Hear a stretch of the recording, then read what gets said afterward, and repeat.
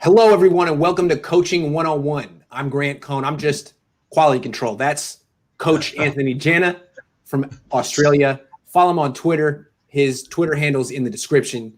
He's going to be critiquing me today, so we'll see how that goes. But first, we're going to go over some plays from last weekend and talk about the decisions the coaches made and how these things apply to the 49ers. Anthony, thanks for coming on. Yeah, thank you. Thank you very much for having me. How's your dad, first of all? Is everything okay there? I took him in this morning for an MRI. I haven't talked to him since then. I'm going to go over later today. I saw that he was on Twitter. I saw him retweeting stuff. And I hadn't seen any internet activity for him in days, and that means he must have been like off the ground and in a chair, which is good. So I'll let you know more when I find out. Good. He can't be that bad then. Yeah. We'll see. That's good. Yeah. Now you're the newsbreaker. Now I hear. Look at you with Stafford and all that stuff. I get lucky sometimes. That's pretty good. Now, you know, I haven't gotten to talk about quarterbacks yet. You haven't given me that chance. So all you want to talk about is coaching. So you get the chance. But, so maybe at the end of the show, I might get a chance if you don't mind. I'd like to talk about Rodgers and. We definitely should. We absolutely should. Yes, that'd be really cool. We'll leave that till the end. Okay. Now, just one thing, just a side note. There's one thing, like I'm watching NFL from afar, right? Yes. And there's one thing that kind of bugs me. Tell me if it bugs you as well. And in a game of football, you have the kickoff, and it's fantastic. You know the music's going. Bang, kicks the ball. And it just goes in the end zone, and it's so the drama's just all gone in the one shot, right? Yeah. Okay. Here's an idea for the NFL. I think they. Well, the question I've got is, why do they have to kick off from the 35? Is there any actual reason for that? It's supposed to be for player safety. I know that's been happening for 100 years. They're basically trying to like get rid of the kickoff without getting rid of the kikkoff. Well, you get what I'm. Yes, you get what absolutely. I'm saying. Yeah, I think the fans who are customers, the NFL need to think of them as customers who and you ask them. And in a business, you ask your customer, what do you want? Yeah. Not what I think you want. What do you want? And I think they want to see the returner actually return the ball. I think they'd like to see the ball landing around the goal line, whatever that happens to be, and it would make football games a lot more exciting.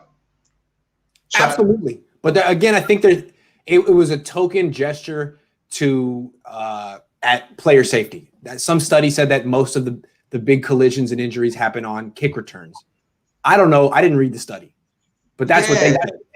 Yeah, I haven't really seen much of that, so I don't know how real that is. But I think it'll just make it a lot more fun because it really kills the mood. Straight after the kickoff, it just goes out to the end zone, and it's just that's true. What was the point of that? Yeah, why can't we just like fast forward through that?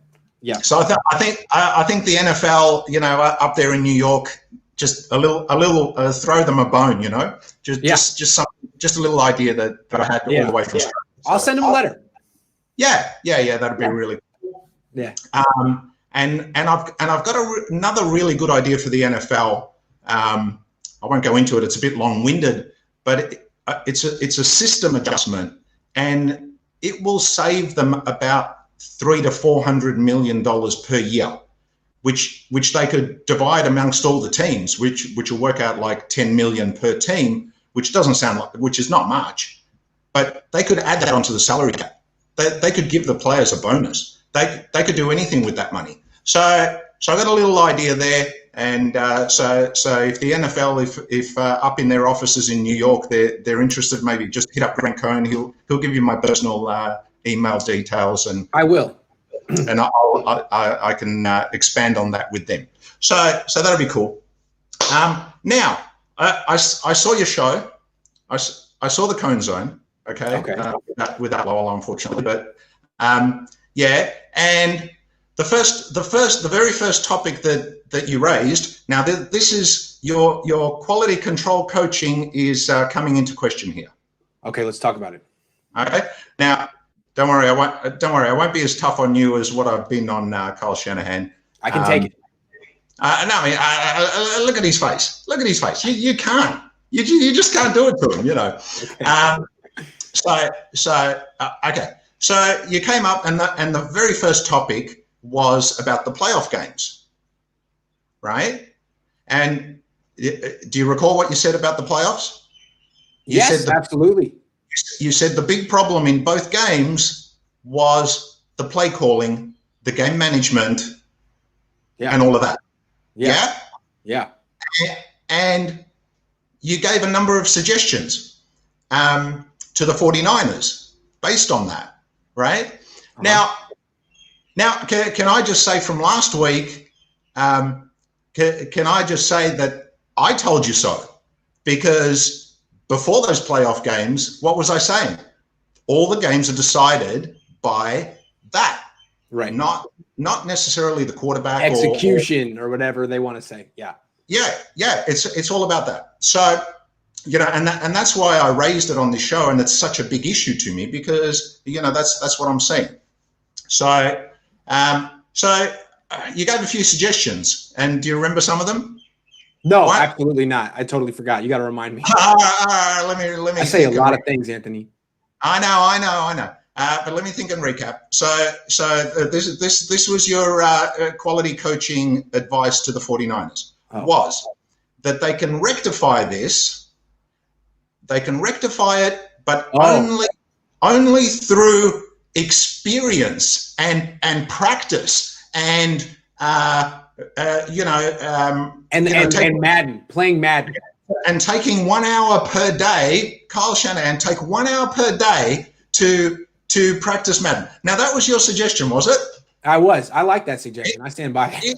In reflection, do you want to maybe reconsider that one? Because wouldn't it be cheaper and easier and better for the 49ers to simply buy the experience?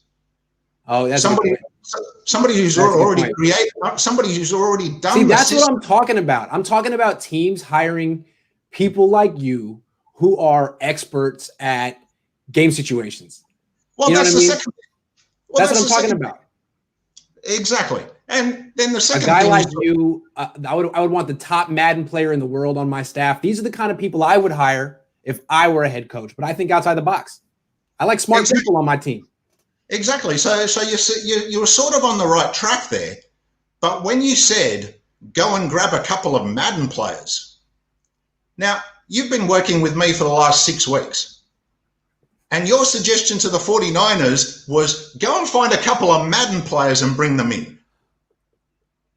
I'm sorry. I hope you didn't take that personally.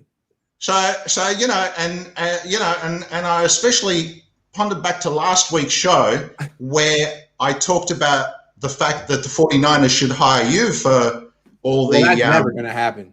No, that's right. That's right. Well, maybe not. That's real. Yeah, but but I thought I was quite complimentary of your skill and ability and practice. Anthony, I blew it. 49ers, if you're watching, forget the Madden players. This is the guy right here. What I am saying is I think there's a place for all kind of people like that. They're always hiring, football people. What's to say that just because you know how to teach blocking and tackling that you know how to manage the clock? Yeah. Kind of a different skill set. Or just because you played safety or linebacker or something or other. Yes.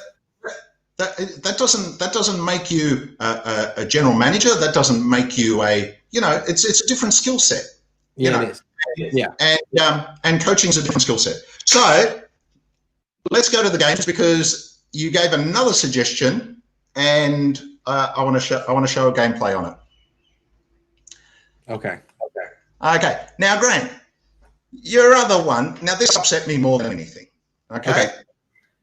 Was that you said, I'll give you the exact term. You said Tom Brady is the best play calling game manager in the entire world. Yes.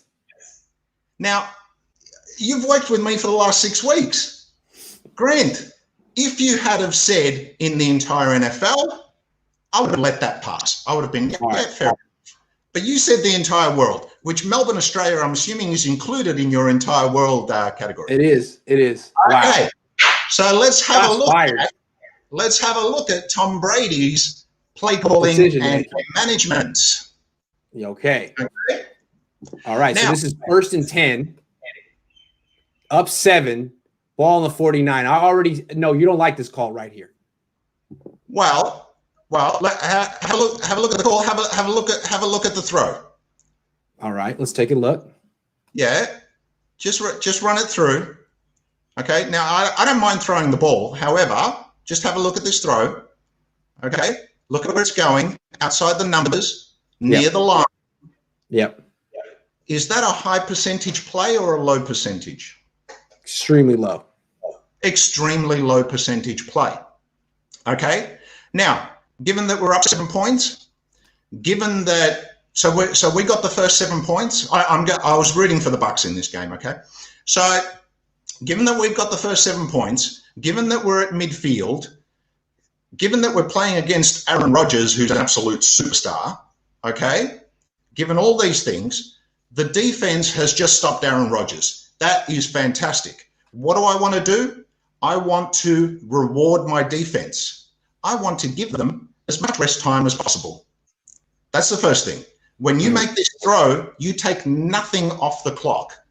Okay, you're giving the defense, you're not even considering. Now, so Tom Brady, think about what's he really thinking about in this moment as the greatest play call manager in the world. What's his thought process? He's thinking he can get this throw right here to Evans, but it's not there. He's thinking like a quarterback. He's thinking like a quarterback. Yep. And he's only thinking about his offense. He's not even thinking about his defense like the way I'm doing. He's not thinking about anyone else other than this moment, this offense, right? Now, now that was 1st and 10. Next play, of course, he was forced to throw. Okay, and it was a drop. Don't bother showing it. And then the third one after that was again a 1st and 10, where he dropped back and he got sacked. And now we're handing the ball back to Rodgers. Can you see why I don't want to do that? Now, he actually lost about 8 yards because of that sack. Now, the thing here is what I want to do, because of the field position, what I want to do is run the ball, right? We've got Fournette. He only did 12 carries for the entire game. They hardly used it. That's ridiculous. He was getting about 4.6 yards a carry. That's perfect. So here's what I'm doing.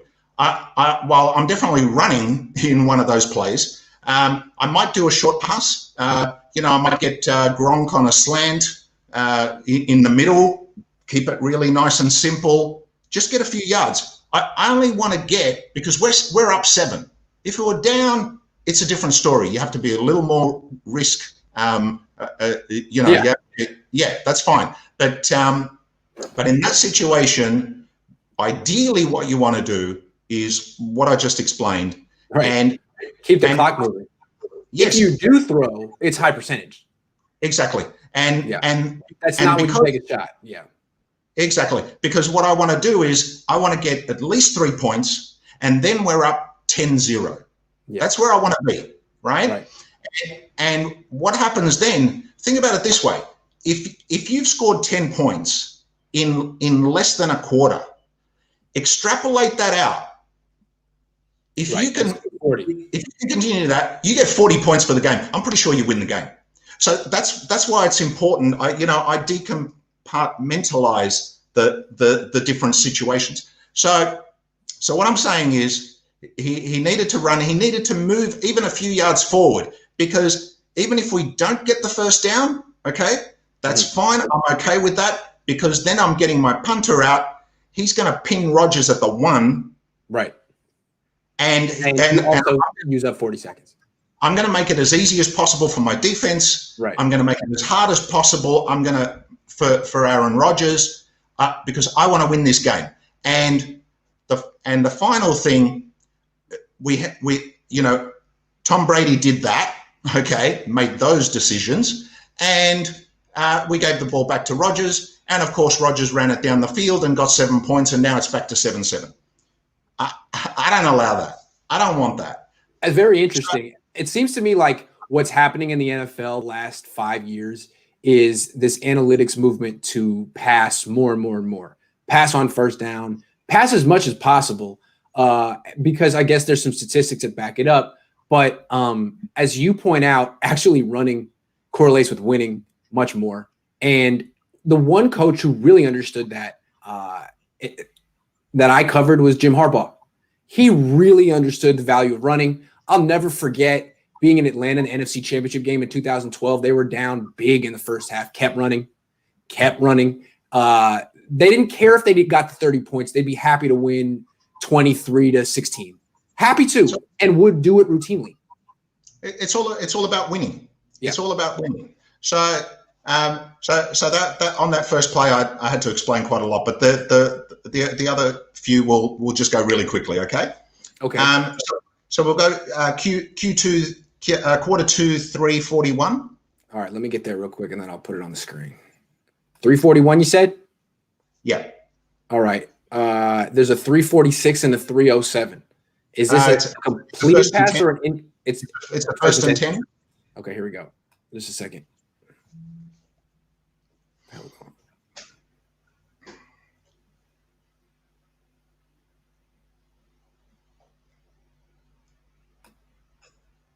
It's not on the screen. Yeah, I know it's not working. Not working today. Have to reload it. Hold on. That's reloading. Okay. Now I showed you Tom Brady's play calling and game management. Yep. Grand. And yes. I showed you how I would have done it, which is pretty much next level. So, yes. So if he's the guru of play calling, where do you put me on the list? Because you haven't allowed yourself a lot of room there. Well, let's see what you got in the next play. I mean, I'm not going to count you yet. All right. Here we go. Hold on. Now we're ready. Okay. Okay, where are we at here? All right, so it's Brady again. Now they're up 4, and they're in the second quarter. Yeah, they're up 14-10, but it shouldn't have been that. It should have been more than that. Yeah. But anyway, so here he is, 1st and 10. But have a look at we're again at midfield. Yeah. And this is the critical thing. When you're at midfield, you need to move that 10. You need to get that 10. It's sort of like an arm wrestle. You know how you see guys arm wrestling? And what happens is when they just get it to about that position, bang. That's why at the 50 you need to get to the 40. It's really important. Okay? Yeah. So what happens, he's made this call, right? And he's passed it out wide. And the problem with this play call is, I'll show you. The problem with this play call, have a look. Okay, the throw was partly wide, and it was an incompletion. Mm-hmm. Now, there's about 3 minutes left in the game. So as a game manager, what do I want to do in this position? What's my number one thing? It's that Aaron Rodgers does not get the ball back, or if he does, the time is so little that he can't do anything with it. Right. Okay. So this play call, whoever made this play call is not factoring any of that stuff in. He's actually a one-move chess player. Fair. He's not thinking about anything for the entire rest for the rest of the other 3 minutes. I've already got the next 3 minutes worked out. I've already got the next 8 plays on offense and defense worked out.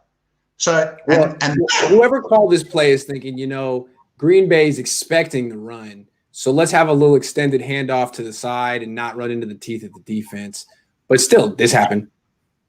Well, that happens, and and then the next one after that was also similarly not good, and the third one after that was also not good. But we won't go into that. But basically he handed the ball back to Rodgers with 2:19 left. Okay, that's a lot of time. So that is total mismanagement of play. So if you want to be a next level play caller, Tom, give me a buzz. Get it together, Tom. Yeah, and even for this game coming up, it's going to be tough. Kansas City you're going to need a little Anthony Janna help. Is by miles, the better team. So you're going to need absolute, unbelievable play calling to beat them, and that is possible. Okay, so let's go. 32 seconds are left in this quarter. Isn't it always interesting that the worst play calls are in the last 2 minutes of the first half, the last 3 minutes of the first half? Have you noticed that? Yes. Because that's when the most pressure is on. And I feel for these coaches because they're right on the boundary. And, there's the noise, there's the players going in and out, and, all kinds of crazy stuff going on. The crowd's going, it's a crazy time. So it's very difficult for these guys because they're just making decisions on the spur of the moment. And that's the real problem for them. This thing is spazzing out a little bit. I'm sorry. Hold on. I don't understand why Game Pass is doing this to me today, but it's not anything I'm doing. Hold on. Come on, dude.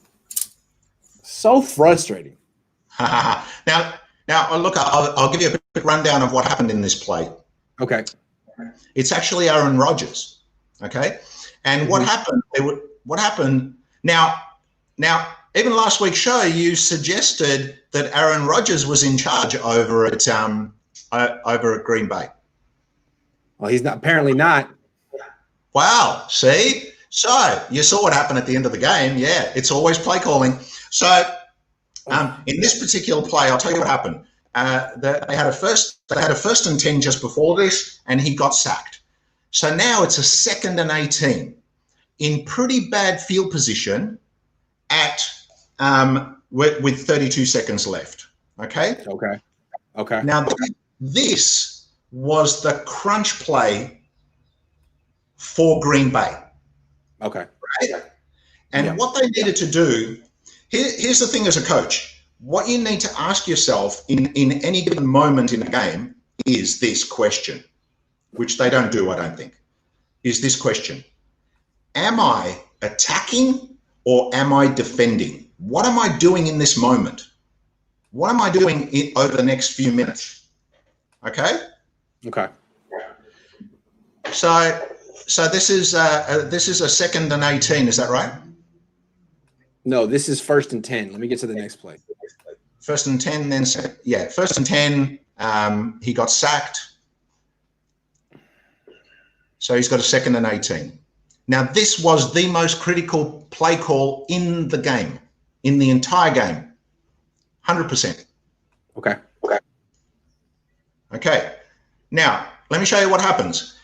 As a coach, here's what I'm doing. I'm sitting back, I'm taking an overview. And what I'm saying is it's a 2nd and 18. The field position is garbage.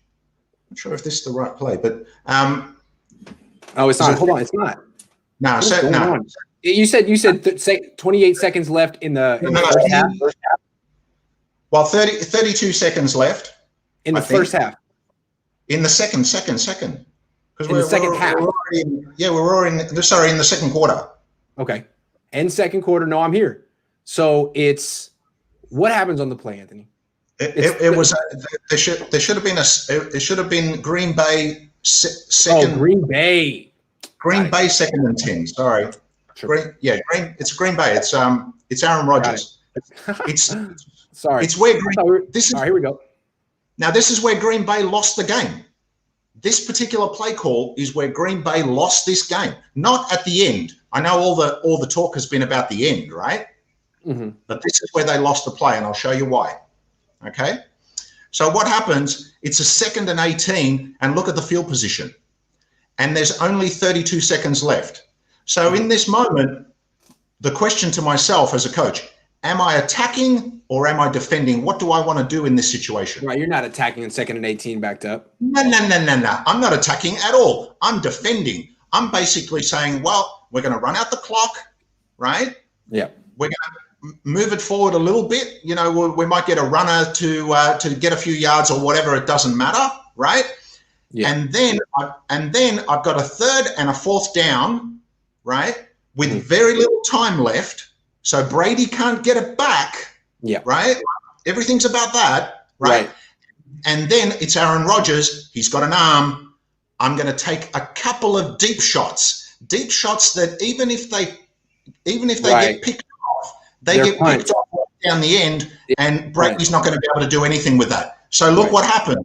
Look what happened. Their play call was in an attacking mindset, but you're basically down on the ground. You're down on the ground in a headlock at 2nd and 18. Yeah. And you're trying to go for the winner, right? Right. And now you just open yourself up. And you've thrown it into midfield, and look what happened. Yeah? Yeah.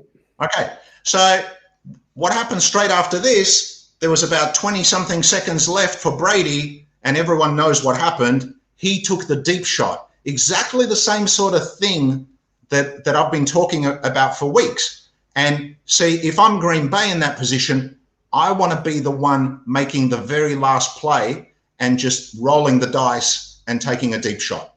But I'm definitely not letting Brady have the ball. Right.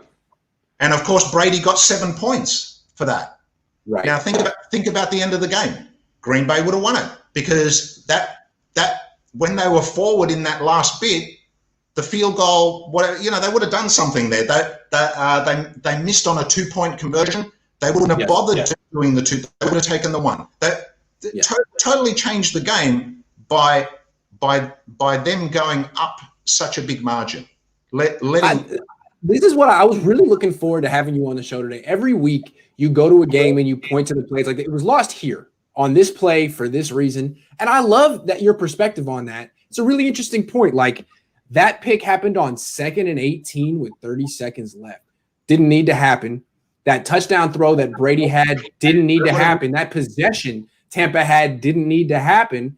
And you have this all-time great quarterback making a mistake. Was it his call? Yeah. Was it Matt LaFleur's call? Who knows? Because my play calling is even it's next level. I'm looking at it and going, okay, I'm Green Bay. Yes, I'm down 14-10. Okay, but I've got possession in the second half. Yeah. So I don't need to take any risks here, and I'm definitely not doing a risky throw right into midfield with 30 seconds left on the clock. Yeah, I like what you're saying. Take a deep shot or something safer. Take a deep shot. Yeah, if it's a deep shot and it gets picked off, that's fine, because Brady's not going to be able to achieve anything in that time frame from down back. So that's the thing. Okay, let's go third quarter. We'll just do a couple more. Okay. Third quarter, 8-11. All right. Now this is Tampa with the ball again, I think. Third quarter, 8-11. Is this first down? Yep. Okay. Now let's have a look at what Brady, the greatest play caller in the world, does with this one. So he's up 11, and he's passing. I know you don't like that. Well. Can we see it? Or? Boy, he really missed Rob Gronkowski. What was he doing on this?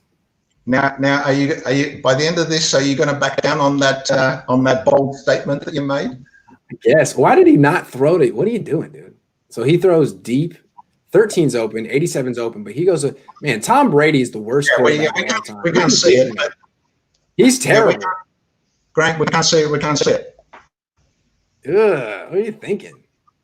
We can't see it, but it was a terrible play call, wasn't it? 11 points up. 11 Yeah. points up. I'm not making that play call. I'm not giving the ball back to Rodgers. Rodgers isn't getting the ball back. That's it. I've got an 11-point lead. That's not a 2 score. That's a 2 touchdown. Yeah. Yeah. Aaron He's going Rodgers for the kill shot. He got greedy. It's me. You're not getting that. You're not even getting the ball back. So you see what I'm saying? Yeah. He got real greedy there. He didn't even read the field. He had 2 open receivers, and he said, "I'm taking a shot." Yeah, exactly. Yeah. You can't get it up on the screen for us? Oh, yeah. Hold on. That's better. There you go. That's better. Let everyone have a look. So you see what I'm trying to say? So is he making any consideration about game management?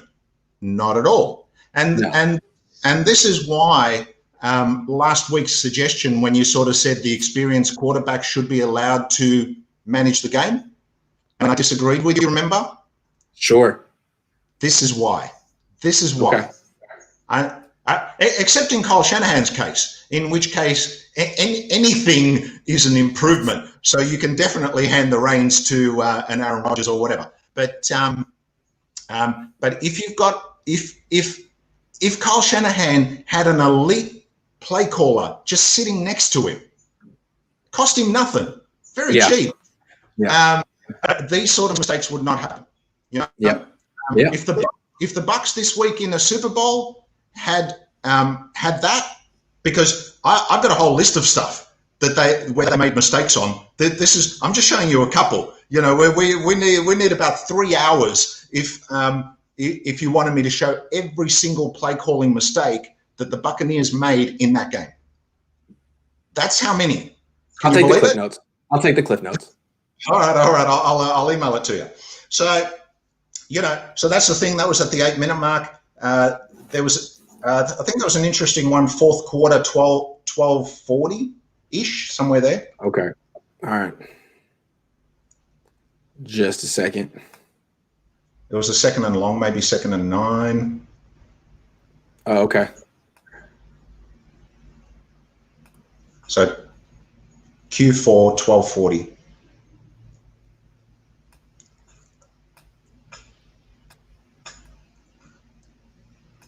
All right, is this one it?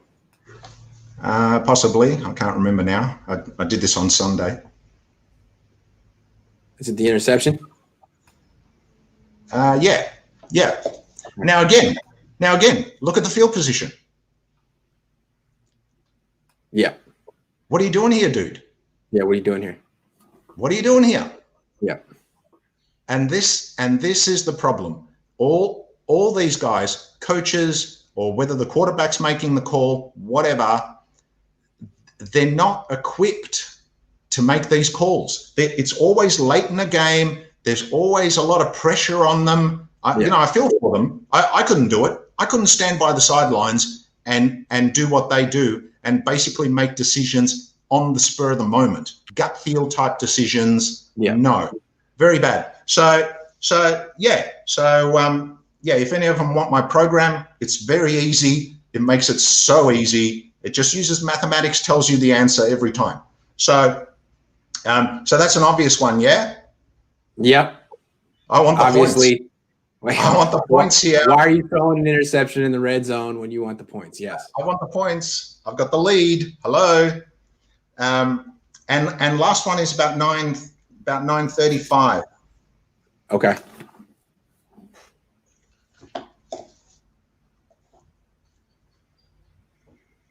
Now, have you found it interesting, Grant, that now when you watch a game, you're really noticing play call? Yes. Unnecessary risks. Okay, so here we go. 3rd and 2. Yeah. Up 5. Again, 3rd and 2, I'm up 5. What do I want? I want at least 3 points because then I've got an 8-point lead. And Aaron Rodgers is going to have to do something quite extraordinary just to level the game. Mm-hmm. You see, I want to make it as hard as possible for Aaron Rodgers. Okay? So I'm getting the 3 points here. I'm determined to get from midfield, I'm determined to get the 3 points. I don't do this kind of stuff. Mm-mm. It's only like what was it, a third and 2 or something? Yeah. Yeah. I don't need to take this risk. I've got the lead. Yeah. If I was down, different story. But I've got the lead, so I'm getting the 2 yards, but I'm getting it in some other way, not in that way. And worst case scenario, if I have to punt it, I'm going to punt it, but I'll pin him down deep and make it as easy as possible for my defense, hard as possible for Aaron Rodgers. Also, it's a terrible play call. I mean, it's just, I mean, beyond the fact that it's a pass. Like, yes, this guy's running deep and not open. This guy's double covered. This guy's running deep and not. It's like, what is that? I'm happy to run a slant to Gronkowski. I'm happy to do something really safe. Something that would really be cool. safe. A slant to Gronkowski. Yeah, I'm with you on that. And the thing is, we've got the lead, so I actually don't want to get a score as fast as possible. I actually want to shorten the rest of the game. I want to run the ball. I don't want an incompletion and stuff like that. That's disaster because I'm taking nothing off the clock. The more I take off the clock, the more difficult it is for Aaron Rodgers. Yeah. So it's all about that. So hopefully that really hits home that it's play calling. Yes. All the playoff games, every single one of them so far has been won or lost because of play calling. And that's why I've been harping on it, since we very first started. Yes. Those things that I've really focused on. Play calling. To me, what I think about with this is I keep going back to Jim Harbaugh. Who would run in these situations? Him. Why did he win 3/4 of his games when he was a head coach in the NFL? Coach like this, very conservative and stodgy, you could say, in his game management, but he won. It works. Yeah. And look, Jim Harbaugh had like a 67% winning record. Okay. So I think you guys go in the hundreds, so 660 or whatever it is, right? Yeah. And that sounds pretty good, right? Mm-hmm. I mean, that's win 2, lose 1, win 2, lose 1, win 2, lose 1. Yeah. Yep. Right. Okay. And Jim Harbaugh was pretty good at it, very conservative, too conservative, right? If you notice, I'm conservative when I need to be. I'm super aggressive, taking deep shots when I need to be, when it's low percentage, when they cost me nothing, all that kind of stuff. So the mathematics that I've worked out, 60% winning record? No. It should be 80. 80. You know what? 60% winning record. I wipe my ass with that. That is, if I can say that, sorry. That is garbage. Do you know what it would be? Honestly, I would love to help Kyle Shanahan. And seriously, they would just win and win. They would just win and win. Kyle, and they would lose one. I'll tell you when. Blue Moon, that kind of scenario. Yeah. That's when they lose one and they go, oh wow, they lost one. So that's right. It's all mathematics. Kyle, it's all math. It's all percentages. It's all percentages. Yeah. How many times? I gotta tell you. Yeah. One day I wasn't a big fan of your suggestions, Grant. Well, thanks for setting me straight. I appreciate it. I thought you've worked with me for the last 6 weeks. I thought you would have noticed by now that play calling is my thing. Just like practice, player assessment practice is your thing. It's just why are you good at that? I have no idea. But you are. I am. I just am. Yeah. Well, the same with this play calling. I don't know why I'm good at this. Just am. So I don't know why. So the record has been set. Well, I was a bit disappointed with some of the people that you were suggesting. So what can I do? I messed up. So that's okay. I forgive you. Thanks. I'll forgive you. I'll tell you why. Because you let me come on your show, and Grant, I got to thank you for this. Grant lets me pretty much say anything that I want, and that is super cool. Not censored. Yeah. Full license to absolutely say whatever's on my mind. And I've been tough on Jimmy Garoppolo. I've been tough on Kyle Shanahan. But those guys get the big bucks. They're getting That's the way I look at it. Yeah, Kyle Shanahan wants the top job, right? He wants $10 million a year, right? Well, okay, you can have that, but you need your performance needs to be evaluated fairly. So so that's really cool. So hopefully that fixes everything up. Yes, absolutely. You set the record straight. Is there anything you wanted to say about Matthew Stafford or Aaron Rodgers before we go? All right, just quickly on that. To me, people aren't going to like this. I don't want Aaron Rodgers. Well, we just showed in that game. It doesn't matter. It doesn't matter. Matthew Stafford, that's fine. That's more than good enough. Yeah.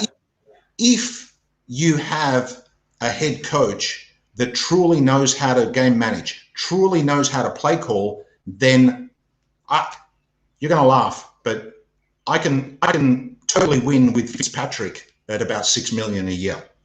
Totally. So you hear that, Niner fans? What the Niners need isn't necessarily Matthew Stafford. It's Coach Anthony Jenna. And you don't have to give up a pick.